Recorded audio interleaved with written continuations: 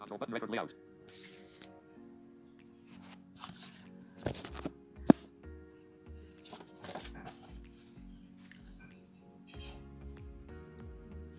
अभिवादन साथियों,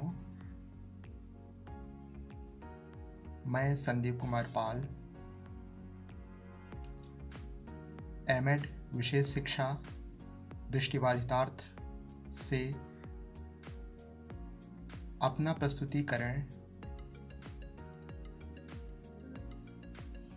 देने के लिए इस ऑडियो माध्यम से प्रस्तुत हो रहा हूँ।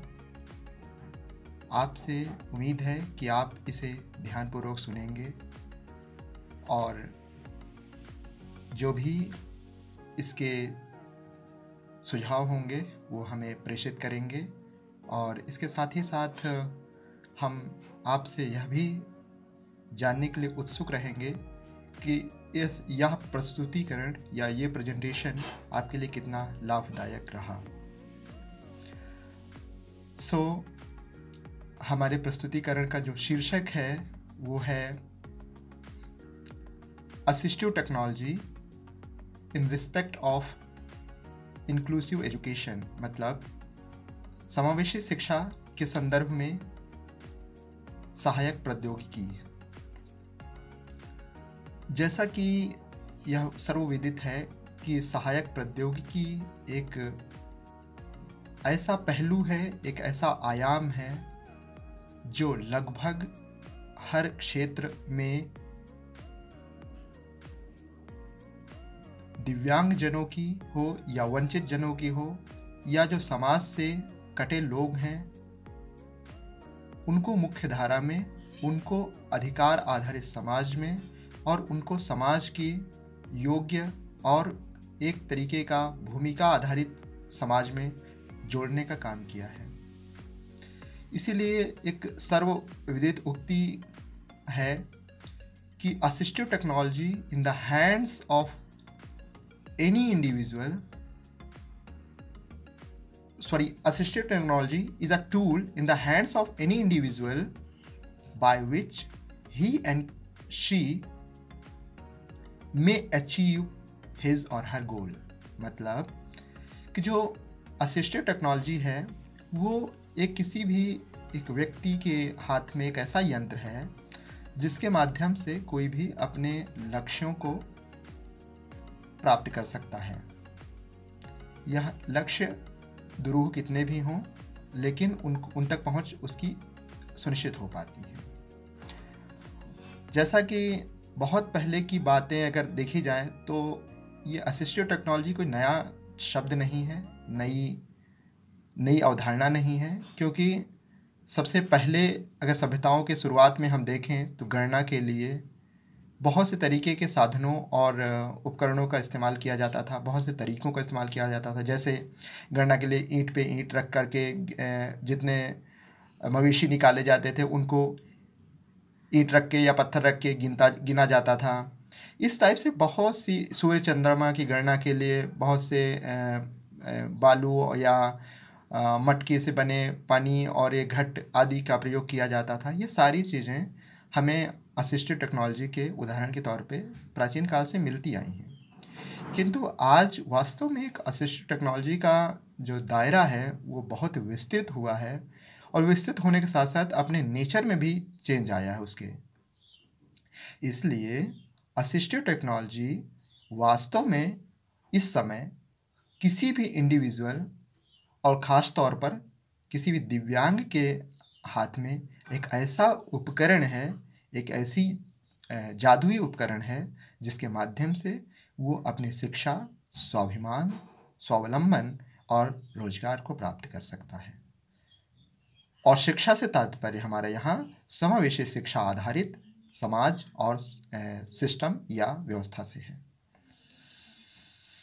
इसके साथ साथ अगर हम इसकी अवधारणा और इसकी परिभाषाओं की अगर बात करें तो हम कह सकते हैं कि असिस्टिव टेक्नोलॉजी या सहायक प्रौद्योगिकी दो शब्दों से असिस्टिव और टेक्नोलॉजी से मिलकर बना है, जिसका अभिप्राय यह है कि ऐसी तकनीकी या ऐसी प्रौद्योगिकी जो किसी को किसी की सहायता करने के लिए प्रयोग की जाती हो। जैसे अगर हम बात करें कि एक किसी भी तरीके का उपकरण है, जो कि एक मोबाइल फ़ोन को ही ले लेते हैं, तो वो एक तरीके की बात करने के और मैसेज भेजने के काम आता है। लेकिन जब यह मोबाइल फ़ोन किसी व्यक्ति के लिए उसको अडॉप्ट करके उसके अनुकूल बना करके उसको उसको अपने कार्यों को संचालित करने के योग्य बना दिया जाए, तो उसके लिए असिस्टेड टेक्नोलॉजी हो जाता है और पूरी तरीके से उसकी मदद भी करता है। इसी तरीके से अगर एक मतलब सामान्य परिभाषा के तौर पे देखा जाए तो कहा जा सकता है कि assistive technology in any item, piece of equipment or product system whether acquired commercially of the self modified or customized that is used to increase, maintain or improve functional capabilities of individual with disabilities। मतलब ये कि assistive technology एक system भी है, एक तरीके का उपकरण या किसी तरीके की डिवाइस भी है, और इसके साथ साथ एक प्रोडक्ट है और एक एक्वायर्ड कमर्शली एक्वायर्ड जो है सेल्फ है। सेल्फ मतलब होता है हमारा यहाँ पे एक तरीके का जो मतलब ऐसा जिसको जो फॉरवर्ड करे, हमें आगे बढ़ाए, ऐसी चीज़ है ये असिस्टिव टेक्नोलॉजी। और इसको मॉडिफाई करके हम अपने तरीके से कस्टमाइज़ या अपने अनुकूल बना सकते हैं, और इसका प्रयोग बेसिकली हमारे जो हमारी जो कैपेबिलिटीज़ हैं, हमारी जो फंक्शनैलिटीज़ हैं, उनको इम्प्रूव करने के लिए, उनको मेंटेन करने के लिए, उनको इंक्रीज़ करने के लिए, उनको बढ़ाने के लिए किया जाता है। लेकिन अगर सामान्य शब्दों में देखें तो वे सारी तकनीकें, प्रौद्योगिकी जो किसी भी तरीके से हमारी सहायता करती हैं, सहायक प्रौद्योगिकी के अंतर्गत रखी जा सकती हैं। सहायक प्रौद्योगिकी बेहद विस्तृत और बहुआयामी अवधारणा है, और इस अवधारणा को समझने के लिए समझना प्रत्येक प्रशिक्षक को आवश्यक है। क्यों? क्योंकि आज के दौर में शिक्षण और अधिगम की प्रक्रिया बिना सहायक प्रौद्योगिकी या बिना प्रौद्योगिकी के संभव नहीं हो सकती। वर्तमान दौर एक महामारी के दौर में गुजर रहा है, और जिसका सामना करने के लिए असिस्टिव टेक्नोलॉजी का ही सहारा लिया जा रहा है। बहुत से प्रोजेक्ट्स चल रहे हैं, बहुत से अनुसंधान हो रहे हैं कि वास्तव में इसको कैसे और भी प्रभावी बनाया जा सकता है। इसके लिए आप का शिक्षक के तौर पर एक सहायक प्रौद्योगिकी को विकसित करने का काम करना होगा और इसकी जिम्मेदारी भी लेनी होगी। इसीलिए इसकी अवधारणा को समझना आवश्यक हो जाता है। जैसा कि कहा जाता है कि doctor saves the life but teacher makes the life. आप जीवन को बनाने वाले हैं, और प्रत्येक प्रशिक्षार्थी या किसी भी छात्र, अध्यापक या किसी भी शिक्षक का यह दायित्व है कि वो अपने इनोवेशन, अपने नवाचार और अपने अनुसंधान के परिणाम स्वरूप एक ऐसे तरीकों और ऐसी टेक्नोलॉजीज़ या प्रौद्योगिकियों का विकास करे जिसके माध्यम से अपने छात्रों और या यूँ कहें अपने विद्यार्थियों को सुचारू रूप से शिक्षित कर सके, वह परिस्थितियाँ कुछ भी हों। हम इसकी अवधारणा को समझने के पश्चात हम इसकी कुछ विशेषताओं पर दृष्टिपात करेंगे। अगर हम इसकी विशेषताओं की बात करते हैं तो इन विशेषताओं से हमें बहुत सी सहायक प्रौद्योगिकी के आयामों का पता चलता है। जैसे अगर हम बात करें तो सहायक प्रौद्योगिकी की जो प्रथम विशेषता है वो इसकी एक्सेसिबिलिटी है। मतलब सुगम्यता। सुगम्यता अगर नहीं है तो वह सहायक प्रौद्योगिकी नहीं है, और सुगम्यता ही इसे सर्वग्राह्य बनाती है। सभी इसको इसीलिए ग्रहण करते हैं कि यह सुगम्य है। एक mobile phone one hand mode पे भी चल सकता है, और एक मोबाइल फ़ोन टाइपिंग के थ्रू एक एचआई बच्चे के लिए भी उपयोगी हो सकता है, और वही mobile phone with the colourful icons की वजह से वो लर्निंग डिसेबल के लिए भी उपयोगी हो सकता है। तो इसलिए हम और एक वही मोबाइल फ़ोन जो कि टॉक बैक या अन्य एक्सेसिबिलिटी स्विट्स माध्यम जो सॉफ्टवेयर्स हैं इनकी सहायता से एक वीआई या विजुअली इम्पेयर्ड स्टूडेंट के लिए भी उपयोगी हो सकता है। तो कहने का मतलब ये कि एक ही उपकरण और विभिन्न तरीके की सुगम्यताओं की वजह से वो विभिन्न लोगों के लिए एक सहायक प्रौद्योगिकी साबित हो रहा है या सहायक उपकरण साबित हो रहा है, और यह सहायक उपकरण तब सहायक हो रहा है जब विभिन्न तरीके की सहायक प्रौद्योगिकियाँ इसमें शामिल हैं। दूसरा कह सकते हैं हम, it is easier to use. यह उपयोग में आसान होती है, और सहायक प्रौद्योगिकी अगर आसान नहीं है तो वह किसी भी हद तक सहायक नहीं हो सकती। इसलिए इसकी जो दूसरी विशेषता हम कह सकते हैं कि यह उपयोग में सरल और सहज हो सकती है। फिर अगली बात करें तो अगली विशेषता के तौर पे हम देख सकते हैं, it fulfil the needs of individual. मतलब कि यह किसी व्यक्ति की आवश्यकताओं की पूर्ति करती है। यथा हमारी आवश्यकता है कि हम घर बैठे शिक्षा ग्रहण करें। इसकी पूर्ति के लिए हमें ऑनलाइन टेक्नोलॉजी का सहारा लेना पड़ेगा, हमें कंप्यूटर टेक्नोलॉजी का सहारा लेना पड़ेगा, और computer technology with screen readers, with speech synthesizer, with magnifiers, with special mouse, with special keyboards, हम चाहे किसी भी डिसेबिलिटी के लोग हों उनके लिए उपयुक्त उपकरणों, उपयुक्त सॉफ्टवेयर्स के माध्यम से सहायक प्रौद्योगिकी विकसित कर सकते हैं और उनके लिए उपयोगी बना सकते हैं। इसलिए कहा जा सकता है कि it fulfil the needs of individual. अगली बात करें तो it is like an assistant. यह एक सहायक के तौर पे आपकी मदद करती है, और आपके लिए हर जगह एक सहायक बन करके आपके प्रत्येक कार्य में मदद करती है। जैसे हम बात करते हैं किसी भी एक लोकोमोटर डिसेबिलिटी से प्रभावित व्यक्ति की अगर बात करें तो उसके लिए उसकी व्हील चेयर, उसके लिए उसका कैलिपर, उसके लिए उसकी बैसाखी आदि जो हैं वो बेसिकली उसकी सहायता करती हैं, जो कि जिनका निर्माण किसी न किसी तरीके की असिस्टिव टेक्नोलॉजी या किसी न किसी सहायक प्रौद्योगिकी के माध्यम से ही हुआ है।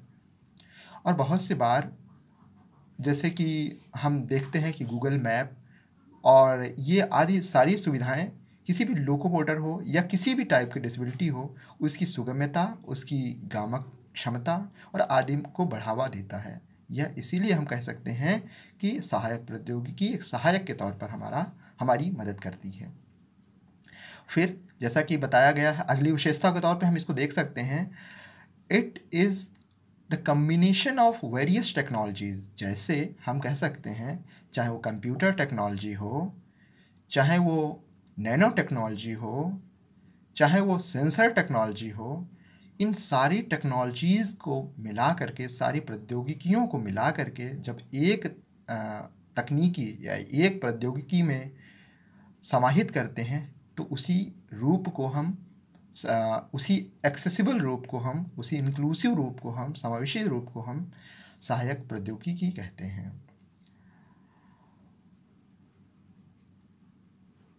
अगर हम अगली इसकी विशेषता की बात करें तो ये बहुत ही कह सकते हैं, it is productive and accessible in nature. ये अपने आप में प्रोडक्टिव, ये उत्पादक और एडवांस और एक मतलब ये एक सुगम्य नेचर की होती है, और ये एक इसकी जो प्रकृति होती है वो उत्पादकता वाली होती है, और एक सुगम्य प्रकृति की सहायक प्रौद्योगिकी होती है।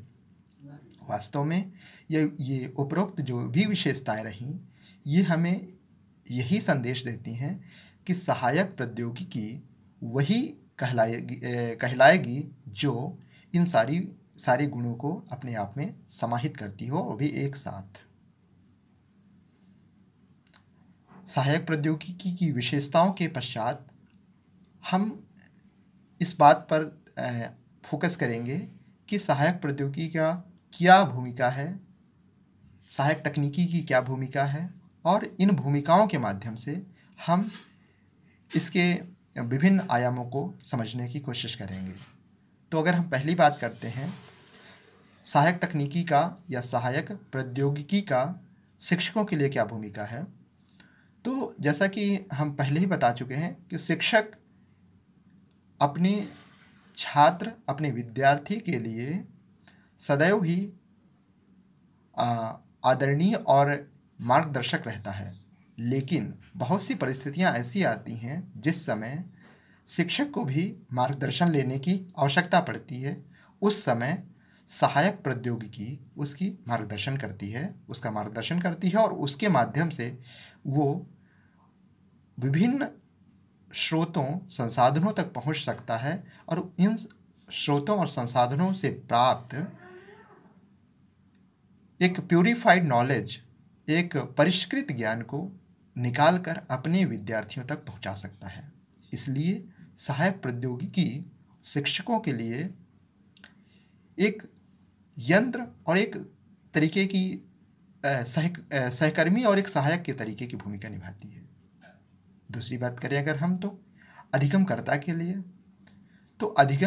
लिए, तो इसकी भूमिकाएं एक से एक नहीं, एक से अधिक हैं और हर क्षण हैं। जैसे उनका असाइनमेंट तैयार करने से लेकर के उन्हें किसी भी तरीके की स्टडी मटेरियल प्राप्त करने तक, कक्ष में किसी भी शब्द या किसी भी कॉन्सेप्ट को समझने से लेकर के कक्षा के बाहर खेल या किसी भी शैक्षिक और सह शैक्षिक गतिविधि, दोनों ही तरह की गतिविधियों को पूरा करने के लिए सहायक प्रौद्योगिकी लर्नर के लिए एक वरदान साबित होती है। और इसकी भूमिका विद्यालय और गैर विद्यालय, या यूँ कहें कि पाठ्यचर्या और पाठ्यचर्याएतर दोनों ही तरह की गतिविधियों के लिए सहायक रहती है।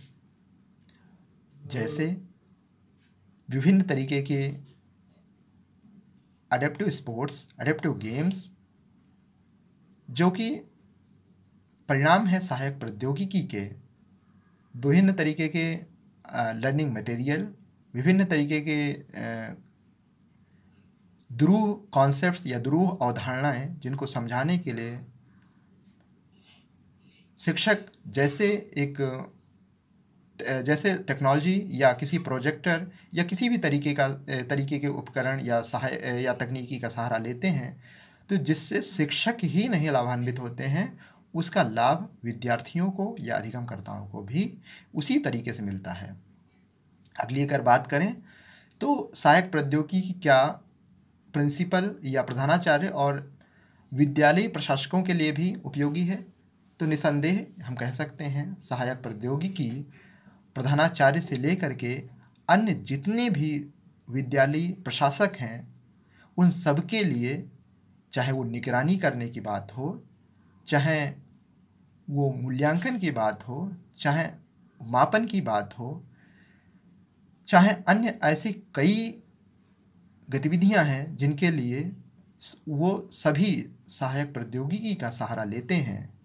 और आज सहायक प्रौद्योगिकी के माध्यम से ही हम ये देख पा रहे हैं बहुत से दिव्यांग जन भी अपनी भूमिका एक प्रशासक, एक विद्यालयी प्रशासक, एक प्रधानाचार्य और अन्य ऐसी ही भूमिकाओं में देखने को मिलते हैं।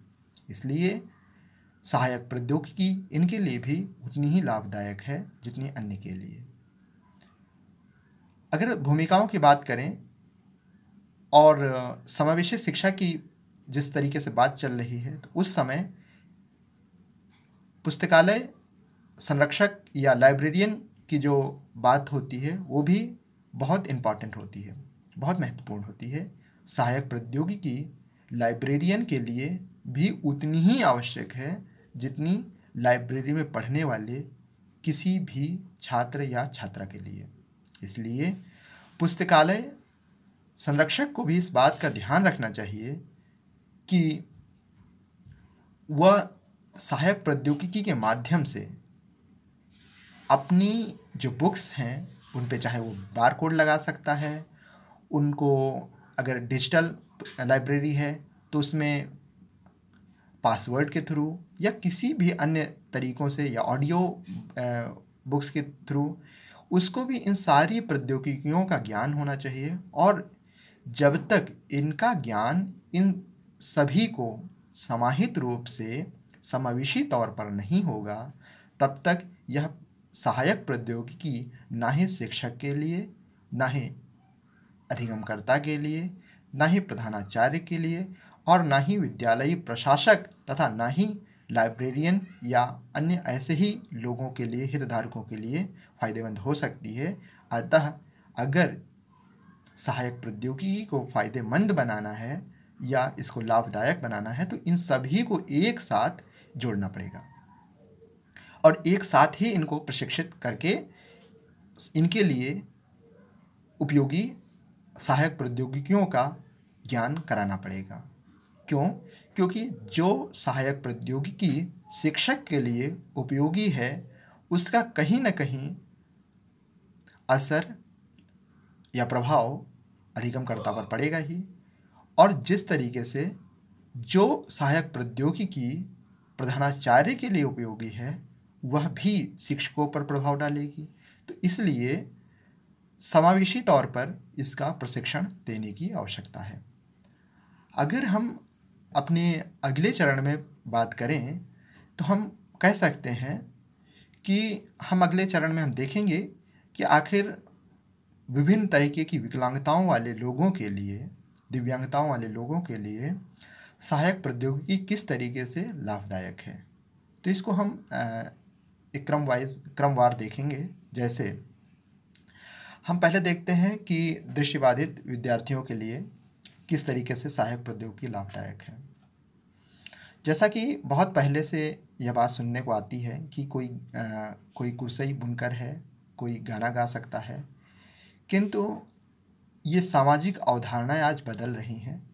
और आज अगर हम किसी भी लाइब्रेरी के या एक्सेसिबल लाइब्रेरी की वेबसाइट पर देखते हैं, जिसका उदाहरण बुक शेयर है, अगर बुक शेयर पे आप देखें तो उस पर एक बच्ची ईयरफोन लगा करके अपने टैबलेट पर कुछ करते हुए दिखती है, वह बुक पढ़ रही होती है। तो ये एक पिक्चर हमें दर्शाती है कि बेसिकली ये सहायक प्रौद्योगिकी ही है जो इनके जीवन को बदलने में साकार रही है।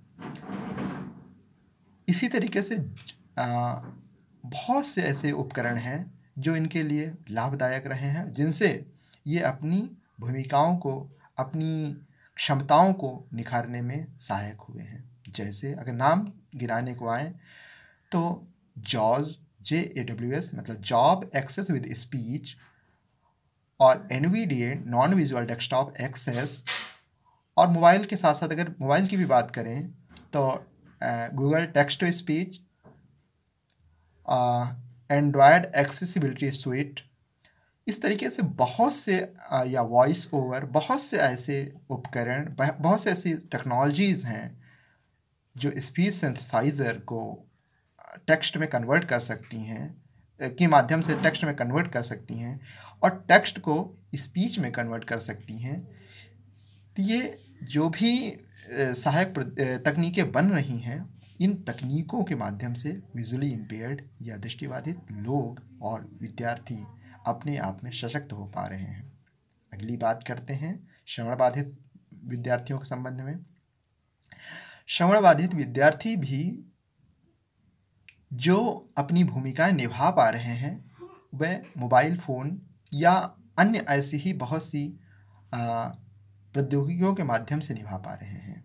प्रायः देखने को मिलता है कि कोई भी एक श्रवण बाधित विद्यार्थी अपने शिक्षक अथवा अभिभावक से वीडियो कॉलिंग के माध्यम से साइन लैंग्वेज के थ्रू वार्तालाप या संप्रेषण कर पाता है। यह संभव तभी हो पाया है जब सहायक प्रौद्योगिकी का विकास इस हद तक हुआ कि वह सभी के लिए सुगम हो पाई हो। इसी तरीके से एक है इमेज फ़ोन। इमेज फ़ोन में हम क्या कर सकते हैं कि कैप्शन के माध्यम से, इमेजेस के माध्यम से अपनी बात दूसरे तक पहुंचा सकते हैं। यह श्रवणबाधित विद्यार्थियों के लिए सबसे अच्छा उपकरण है और भावी समय में फेसबुक भी ऐसा ही एक फीचर अपने ऐप में इंक्लूड करने वाले हैं, जिसमें उनका मानना है कि जो विद्यार्थी ग्रामीण अंचल के हैं उनके लिए डेटा कम से कम खर्चा करके भी फेसबुक लाइव करना और फेसबुक लाइव का लाभ उठाना आसान हो पाए। उनके लिए बिना वॉइस के लाइव मतलब ये है कि बिना ओनली कैप्शंस के थ्रू, ओनली वीडियोस के थ्रू लाइव किया जा सके, ऐसा उनका प्लान है और आगे की अपडेट्स में ये प्लान वो शामिल करने वाले हैं। इसका स्रोत आकाशवाणी से लिया गया है। अगली बात अगर करें तो हम जो लोकोमोटर डिसेबिलिटी के लोग हैं इनके लिए भी बहुत सी ऐसी सहायक प्रौद्योगिकियाँ आ चुकी हैं। जैसे उनकी सबसे बड़ी अगर जो क्षति है वो गामा क्षति है। इसलिए हम कह सकते हैं कि बहुत बार ऐसा देखने को मिलता है कि जो व्हील चेयर है वो मोटराइज्ड हो चुकी हैं। जो स्कूटीज़ हैं उनमें भी अतिरिक्त पहियों को जोड़ करके उनके लिए सहायक बनाया जा चुका है। और इसके साथ ही साथ बहुत बड़ा उदाहरण मिलता है स्टीफन हॉकिंस का, जो अपनी बातों को अपनी ब्रेन की वेव्स के माध्यम से एक मशीन में कन्वर्ट करके लोगों तक पहुंचाए। और आज ब्लैक होल थ्योरी का पता चला, लोगों को ब्लैक होल का पता चला। तो ये एक ऐसी तरीका है ऐसी सहायक प्रौद्योगिकी है जिसका फ़ायदा उठा करके, जिसका लाभ ले करके कोई भी तरीके का व्यक्ति अपने आप को सशक्त बना सकता है। फिर हम अगर बात करते हैं उनकी जो बच्चे स्पेशल लर्निंग डिसेबिलिटी से प्रभावित हैं।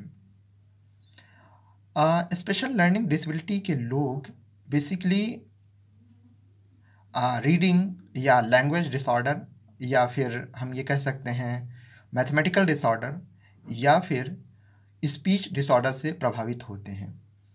इस स्थिति में उनको कलर प्रोजेक्टर, उनको बहुत सी तरीके के जैसे कि जो ऐसे उपकरण आते हैं जो टेक्स्ट को ऑडियो विजुअल एड्स और टेक्स्ट को ऑडियो में कन्वर्ट करना और ऑडियो को टेक्स्ट में कन्वर्ट करना, ऐसे बहुत से सॉफ्टवेयर्स उनके लिए लाभदायक हैं। और उनके लिए जो ये एक्सेसिबल बुक्स हैं वो भी बहुत लाभदायक हैं। डेजी बुक्स हैं जिसमें डिजिटल बुक्स आती हैं, और ये Daisy text only, Daisy text with image, Daisy audio only, ये सारी तरीके की बुक्स उनके लिए लाभदायक हो सकती हैं। और इनके लिए ये बहुत तरीके से लाभदायक इसलिए भी है, और इसका प्रमाण यह भी है कि बुक शेयर भी अपने जो लर्नर्स हैं उनमें डिसलेक्सिया से प्रभावित लोगों को भी ये सारी बुक्स अवेलेबल कराता है। इसके बाद हम बात करते हैं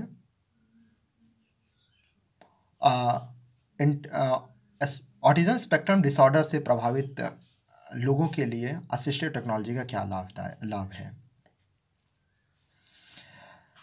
जैसा कि बहुत छोटी छोटी सी बातें हैं कि हम यह देखते हैं कि जो ऑटिस्टिक बच्चे होते हैं, जो स्वालीन बच्चे होते हैं, वे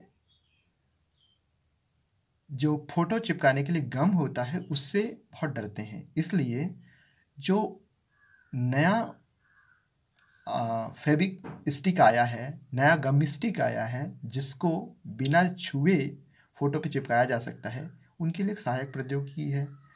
सहायक प्रौद्योगिकी एक स्ट्रॉ से ले करके जिसकी सहायता से हम किसी भी पेय पदार्थ को पीते हैं, उससे ले करके एक बड़ी सुपर कंप्यूटर तक कुछ भी हो सकता है। तो इसलिए वो ले लीजिए। इसके साथ ही साथ जो नई रबड़ वाली ग्रिप्स की पेंसिल आती हैं, पेन आते हैं, ये सारे उनके लिए सहायक प्रौद्योगिकी हैं। और अगर हम बात करते हैं जो इंटेलेक्चुअल डिसेबल्ड बच्चे हैं, जो बौद्धिक अक्षम बच्चे हैं, उनके लिए तो बहुत से, जैसे कि हम कह सकते हैं उनके लिए बहुत से तरीके की इमेजेस हम असिस्टिव टेक्नोलॉजी के तौर पे यूज़ कर सकते हैं। और इन इमेजेस को हम लेमिनेट करा करके एक उनके कम्युनिकेशन के लिए यूज़ किया जा सकता है, जो कि बहुत ड्यूरेबल रहती हैं, बहुत लॉन्ग टाइम तक चलती हैं, और इन्हीं के माध्यम से उनको संदेश दिए जा सकते हैं। जैसा कि यह विदित है कि ऐसे बच्चे भाषाई तौर पर, बौद्धिक और बहुत से मानसिक समस्याओं का समाधान करने के लिए सक्षम नहीं हो पाते हैं। तो इसलिए इनके नेचर के अकॉर्डिंग टू हमें असिस्टिव टेक्नोलॉजी का नेचर चेंज करना पड़ता है, बदलना पड़ता है। और यही चेंजेबिलिटी, यही परिवर्तनशीलता किसी भी टेक्नोलॉजी को असिस्टिव टेक्नोलॉजी में बदलती है।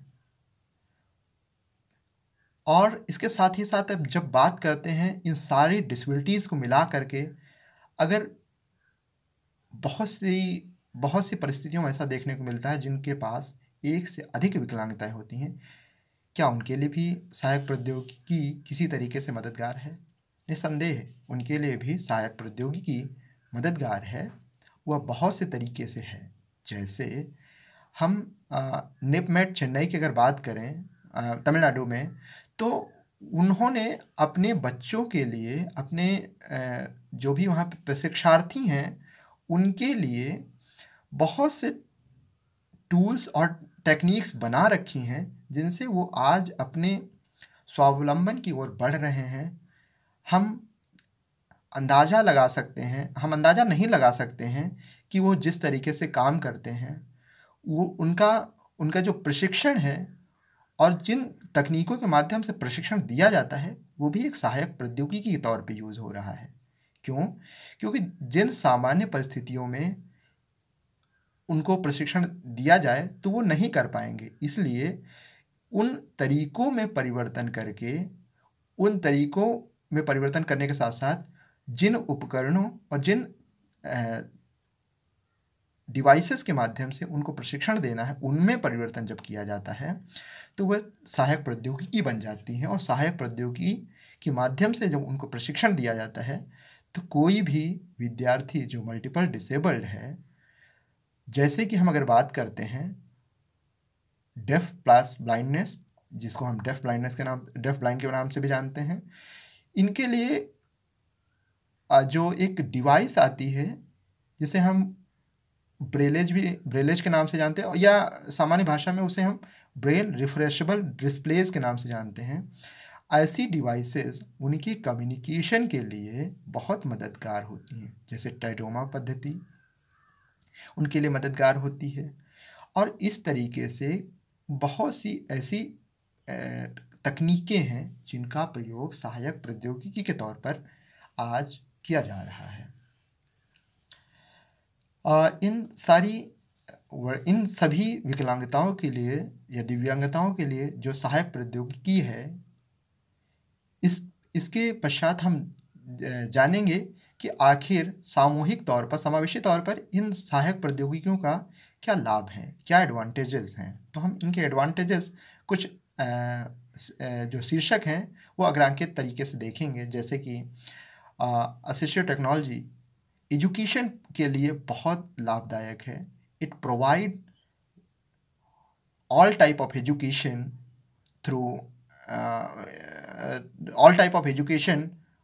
For all. मतलब सभी के लिए सभी तरह की शिक्षा को प्रदान करने के लिए सहायक प्रौद्योगिकी उपयोग में लाई जाती है। जैसे हम बात करें तो हम देखते हैं कि व्यावसायिक शिक्षा हो, जिसको भी बहुत से तरीके से हम विद्यार्थियों को देते हैं, और आज व्यावसायिक दृष्टि से बहुत से ऐसे फर्म स्थापित हो रहे हैं जो कि दिव्यांग लोगों की कार्यकुशलता से चल रहे हैं और उनका उत्पादकता स्तर भी बढ़ रहा है। दिल्ली का BRA, गुजरात का BPA, ऐसे ही बहुत से ऐसे उदाहरण हैं। और इसके साथ ही साथ सहायक प्रौद्योगिकी के माध्यम से दिव्यांग बच्चे शिक्षा प्राप्त करने के साथ साथ अपने निष्पादन को भी सुनिश्चित कर पाने में अपने आप को सक्षम पाते हैं। इसके बाद इट इंश्योर इंक्लूजन, और सहायक प्रौद्योगिकी जो है वो समावेशन को सुनिश्चित करता है। समावेशन और सहायक प्रौद्योगिकी बेसिकली बहुत बार ऐसा लगता है कि ये एक सिक्के के दो पहलू हैं, और हैं भी। इसलिए हम कह सकते हैं कि जब से यह एक सर्वविदित तथ्य है कि जब से सहायक प्रौद्योगिकी का चलन बढ़ा, तब से इंक्लूजन या समावेशन का चलन अपने आप में बढ़ा, और इन दोनों में एक सापेक्षिक संबंध पाया जाता है, एक कोरिलेशनल रिलेशन है, एक सहसंबंध है। इसके साथ साथ हम कह सकते हैं इट मेक फुल पार्टिसिपेशन, और सहायक प्रौद्योगिकी पूर्ण भागीदारी को सुनिश्चित करती है। पूर्ण भागीदारी से तात्पर्य सभी तरीके की विकलांगताओं या दिव्यांगताओं वाले लोगों का मुख्य धारा में अपनी अपनी भूमिकाओं का निर्वाह करना। समावेशी शिक्षा और सहायक प्रौद्योगिकी उनकी डिग्निटी को सुनिश्चित करती है। समावेशी शिक्षा के माध्यम से आज अपनी डिग्निटी को बरकरार रखते हुए कोई भी एक इंडिविजुअल जो कि जिसे डिसेबिलिटीज़ हैं, मोर देन वन डिसेबिलिटीज़ हैं, वह भी अपनी डिग्निटी को बरकरार रखते हुए अपने राइट्स को प्राप्त कर सकता है। और इसके लिए बहुत से लेजिस्लेशंस, पॉलिसीज़ भी बनी, जैसे national policy for person with disabilities, और इसके साथ ही साथ UNCRPD, जिसकी चर्चा पूर्व में हमारे बहुत से साथियों ने की, तो जिसका उल्लेख करना मैं यहाँ उचित नहीं समझता। लेकिन इन सभी में उन्होंने बताया कि जो भी राइट्स हैं, उनकी जो अधिकार हैं, उनको प्राप्त करने के लिए बहुत से प्रावधान किए गए हैं। अगर हम अगले लाभ की बात करें सहायक प्रौद्योगिकी के, तो हम कह सकते हैं it ensure the level of equity. ये समानता के स्तर को सुनिश्चित करता है। मतलब ये इक्वलिटी पे बेस्ड नहीं है, ये समानता पे बेस्ड नहीं है, समता पे आधारित है, इक्विटी पे बेस्ड है। मतलब कि जिस भी व्यक्ति को जिस भी तरह की सहायक प्रौद्योगिकी की ज़रूरत है, वह उन सहायक तकनीकों या प्रौद्योगिकियों के माध्यम से अपने लक्ष्यों को अपने लक्ष्यों को प्राप्त करने के लिए अग्रसरित हो सकता है। It provide common platform for all. जो सहायक प्रौद्योगिकी है वो एक समान प्लेटफॉर्म है। जैसे UGC के बहुत से पोर्टल्स, चाहे वो स्वयं हो, मैसिव ओपन ऑनलाइन कोर्सेज हों, या ऐसा कोई भी तरीके का प्लेटफॉर्म हो, ये कॉमन प्लेटफॉर्म है जिन तक पहुंच पाना किसी भी दिव्यांग के लिए सहायक प्रौद्योगिकी के माध्यम से ही साकार हो पाया है।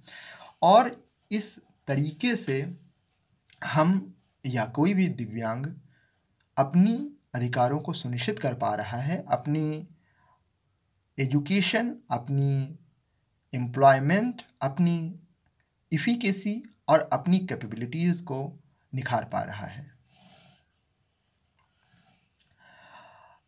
ये जो सहायक प्रौद्योगिकी है, वो अचीवमेंट और सक्सेस को भी सुनिश्चित करती है। यह भी इसका एक लाभ है और इसकी एक एडवांटेज है।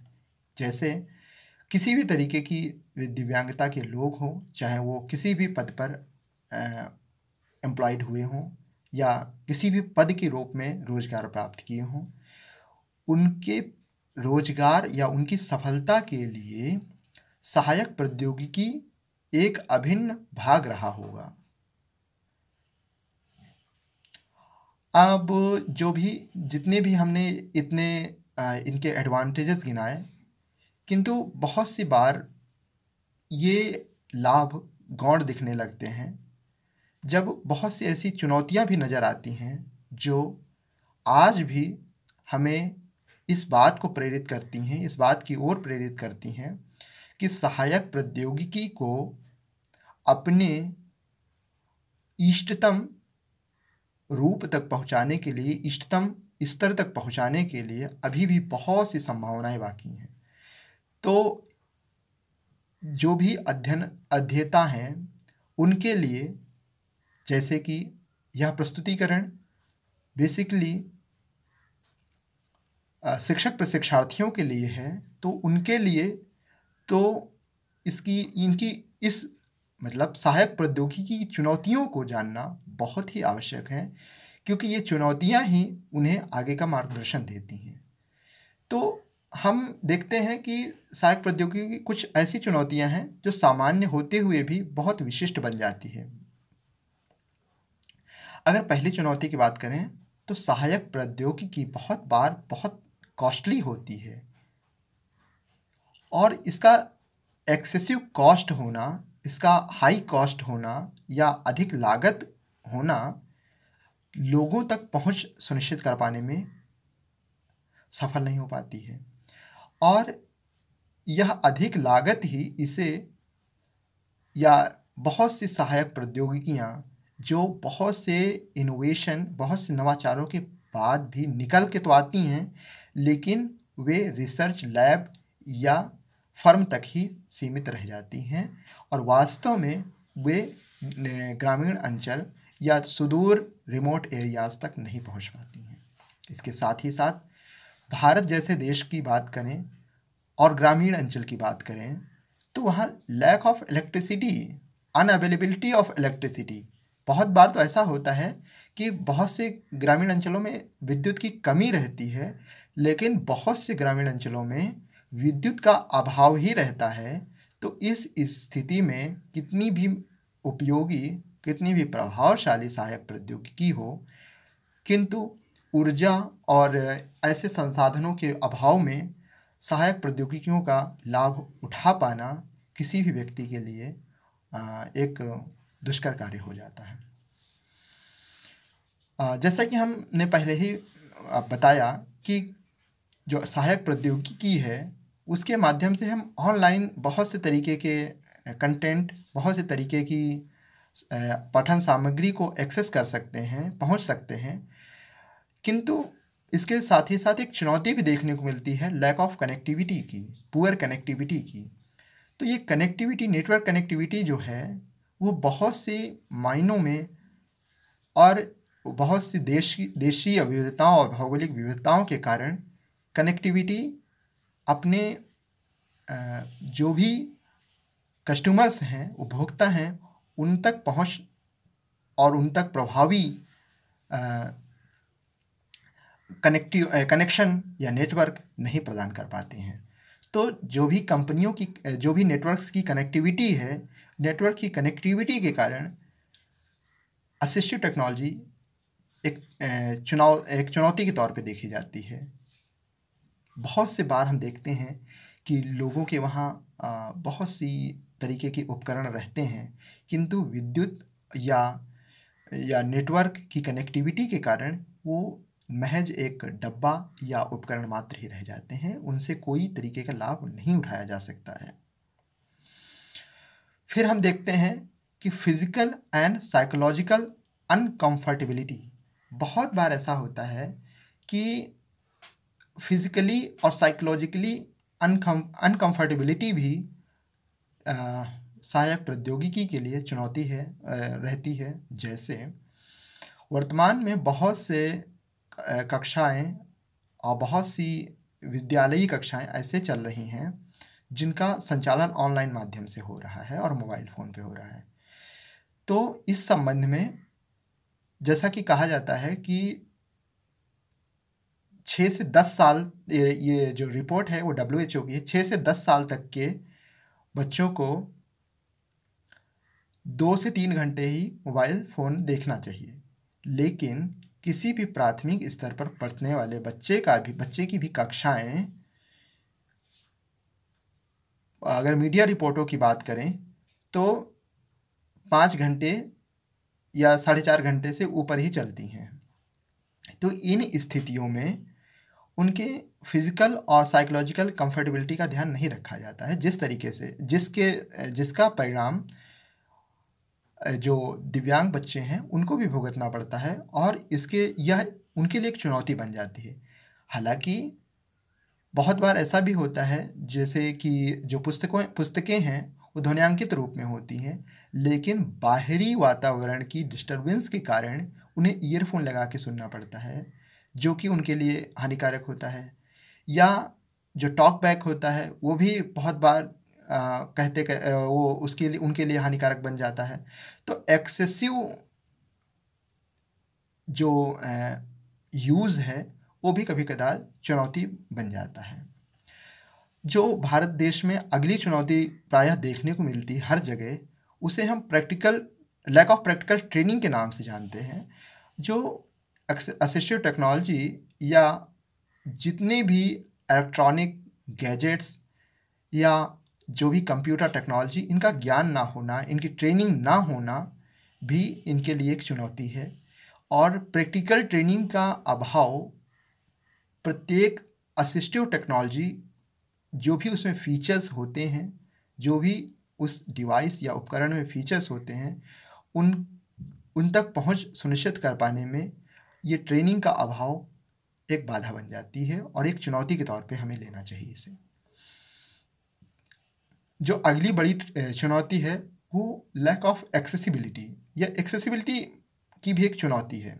लैक ऑफ एक्सेसिबिलिटी नहीं, एक्सेसिबिलिटी एक चुनौती है। जैसे कि हम कह सकते हैं कि मान लीजिए एक किसी भी व्यक्ति के लिए एक पर्टिकुलर चेयर एक्सेसिबल तो है बट दूसरे के लिए नहीं है, तो यह हमारे लिए या उस व्यक्ति के लिए चुनौती है। इसी तरीके से हम बहुत से ऐसी असिस्टिव टेक्नोलॉजीज़ का चलन देख रहे हैं जो किसी एक स्थिति में वो एक्सेसिबल होती हैं, लेकिन दूसरी स्थिति में एक्सेसिबल नहीं होती हैं, तो जो एक चुनौती है। अगली चुनौती अगर हम बात करें तो अवेलेबिलिटी। बहुत बार ऐसा होता है जो असिस्टिव टेक्नोलॉजीज़ हमारे लिए उपयोगी हैं, हमें उनका यूज़ भी करना आता है, हमने कहीं से उनकी ट्रेनिंग भी ले ली है, लेकिन हमारे क्षेत्र में उनकी अवेलेबिलिटी ही नहीं है। अगर उनकी अवेलेबिलिटी है तो उनके लिए हम जो उतना जितना खर्चा है वो नहीं दे पाते हैं। तो अगली चुनौती हमारी है अफोर्डेबिलिटी की। तो अफोर्डेबिलिटी मतलब ऐसी चुनौतियाँ, मतलब ऐसी असिस्टिव टेक्नोलॉजी जिनको एक सामान्य व्यक्ति अफोर्ड ना कर सके, तो वह भी एक चुनौती बन जाती है। तो मतलब कहने का यह है कि अधिक से अधिक नवाचार के माध्यम से, अनुसंधान के माध्यम से बहुत उपयोगी टेक्नोलॉजी का विकास करना, और वह बहुत लाभदायक भी हो, किंतु वो अफोर्डेबल ना हो, वो अवेलेबल ना हो, वो एक्सेसिबल ना हो, तो उसे हम सहायक प्रौद्योगिकी नहीं कह सकते। इसलिए ये सारी चुनौतियाँ हमें यह नहीं दर्शाती हैं कि सहायक प्रौद्योगिकी हमारे लिए उपयोगी नहीं है, बल्कि एक शिक्षक प्रशिक्षक के तौर पर आप सबको, मुझे इस बात की ओर प्रेरित करती हैं कि इनके इनकी इन चुनौतियों को दूर करके एक नए नवाचार, अनुसंधान और इनोवेटिव मतलब नवाचारात्मक सोच के माध्यम से, अपने विचारों के माध्यम से और प्रयासों के माध्यम से इसे पुनः इन चुनौतियों को लाभ में बदलें। एडवांटेजेस और चैलेंजेस में बहुत अंतर नहीं होता है, किंतु सारे चैलेंजेस को हम एडवांटेजेस में कन्वर्ट कर सकते हैं। वास्तव में सहायक प्रौद्योगिकी सभी लोगों के लिए उपयोगी है। अतः निष्कर्ष रूप में हम यह कह सकते हैं कि एक बहुत प्रचलित और बहुत प्राचीन अफ्रीकन कहावत है कि if you go fast you may go alone. अगर आप दूर जाना चाहते हैं, अगर आप तेज जाना चाहते हैं तो अकेले जाएं, और if you want to go far, अगर आप दूर जाना चाहते हैं, यू गो टुगेदर, आप साथ जाएं। मतलब सहायक प्रौद्योगिकी एक साथ समावेशी शिक्षा की अनंत यात्रा को पूरा करने के लिए मार्ग प्रदान करती है। उस मार्ग के लिए मार्ग को पार करने के लिए एक तरीके का व्हीकल का काम करती है, एक तरीके का साधन का काम करती है। अतः हम सभी के लिए सहायक प्रौद्योगिकी बहुत से मायनों में उपयोगी है। और इसी के साथ मैं आदरणीय सर से और समस्त कक्षा के अपने साथियों से यह अनुरोध करना चाहूँगा कि वे अपने सजेशन से हमें अपनी आगे की तैयारी के लिए मार्गदर्शन दें। धन्यवाद सर।